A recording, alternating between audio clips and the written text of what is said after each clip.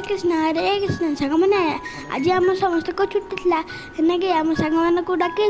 आम छत उपर को गलु छत उपर गोटे कूଅ बनई अजा से गचर पुणी भी मुझे इजाजत नहीं कि गोटे कूअटा बनईदेली पोखरी बनईदेली एडे सब आनिमल मान को पकई पकई पूरा गाधेदेलु देखला बेलू कि पानी नाला सांग मान को डाक पानी पुणा पकई सब करदेलु पकईदेलु गधेदेलु सबको एटा तो मजा लापर आम गलु दौड़ीटा को बांधिकी जम जम कलु मुई थटे पराटे पहले केटी तो डे पड़ा आम हेटा कि मजा लानी आइलु आम स्किपिंग करवा स्किपिंग रे किछि मजा आइलानी स्किपिंग रे केटी कहला मुई सब भल डेली